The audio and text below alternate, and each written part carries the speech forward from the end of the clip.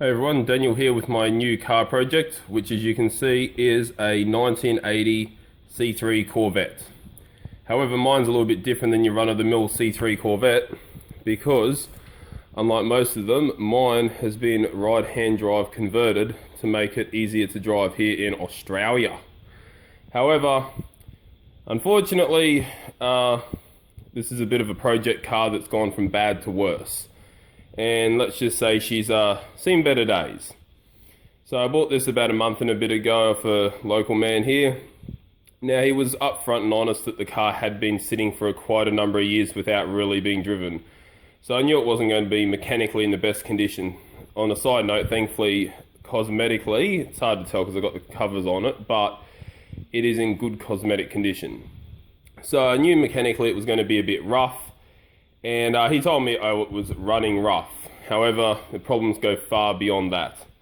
So long story short, I ended up having to get it tow trucked home, which is a whole nother story for another day. And then it proceeded to, without my knowledge, without my prior knowledge, have a really, really bad fuel leak.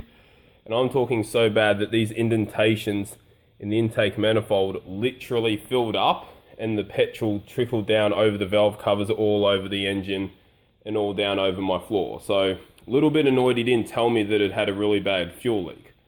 And the reason for it is, you can see the carburetor here that I've taken off. It may be a bit hard to see in the video, but it appears that someone has taken to it with a screwdriver at some stage. Around about there, because it's a little bit busted up and overall doesn't look like it's in the best condition. I don't think the choke works or was even hooked up. It's really like someone just slapped it on there so the car would start. So that was the first problem. So the next thing I discovered that is arguably even more concerning, because at least that would have been a fairly easy fix, was I drained the coolant and it didn't actually have coolant in there. For some reason, someone had just put water in there. I don't even know if we're talking distilled water. All I know is it stank. Quite bad. And I imagine it's been sitting like that for quite a number of years. So I pulled off this radiator hose that would normally run from there to the top of the intake.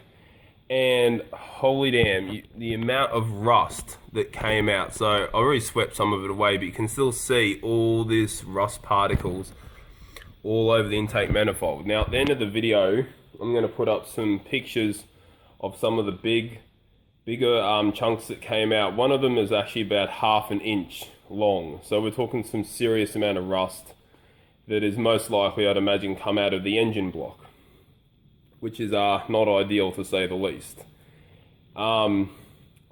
So I was already going to pull the engine before this even came up, but now I'm even questioning whether I even put this engine back in.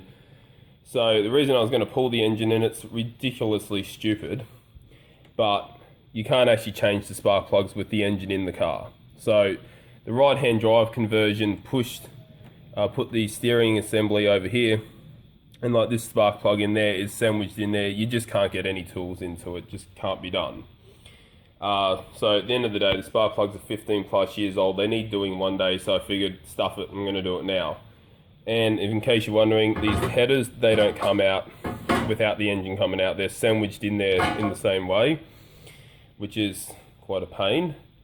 So I'm currently in the process of stripping everything off the car. I've only just started and I thought, you know what, I'm going to make this into a little bit of a mini-series video just for a bit of general interest, document what I'm doing in case it's of any interest or help to anyone in the future.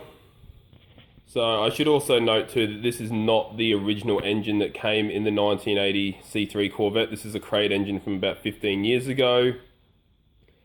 Unfortunately, I don't have much info on it because the owner didn't have much info on it. But from my research, I imagine it makes probably around the low 300 horsepower at the crank. So not bad, but not overly powerful by today's standards. So at the moment I'm waiting on my engine hoist to turn up, but thankfully in the meantime I can proceed to continue pulling off everything else I possibly need to off the engine to get it pulled out of the car. So this is going to be the first time I've ever actually pulled an engine out of a car, so it could be quite the funny experience, I guess, see how much stuff I break, what mistakes I make, but at least at the end of the day, it's nowhere near as valuable or as rare as my Viper over there. I'm also going to drop the transmission too, because I had some significant issues with the transmission when I picked the car up. And it's 40 years old. The transmission was refurbished 15 years ago when they put this engine in, but so the guy says. To be fair, he also didn't tell me that it was leaking fuel really bad. So for all I know, it wasn't refurbished. At the end of the day, it's a 40-year-old transmission. I'm just going to drop it and sell it for whatever anyone will pay for it. As for my longer term plans for the car, I'll assess that once I get the engine out, because I would absolutely love to replace this engine with a big block, because in my opinion, that's what should be in a performance car like a C3, not one of these little small blocks. However, I'm going to have a look if I've got room in there due to the aforementioned right-hand conversion. The main issue with that is when the right-hand drive conversion was done, the engine wasn't mirrored, its offset off the center line wasn't mirrored back this way, so it's still like 2 inches towards the right, how they came from factory, to offset the driver's weight when the car was left-hand drive.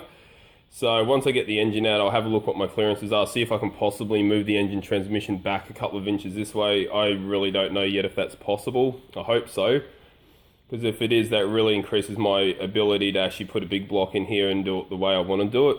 But if not, we'll either jazz this engine up a bit, make it better, make it run better at least, possibly new engine depending on how much rust is in the engine block, and so on like that. So yeah, anyway guys, wish me luck, and until then, see you later.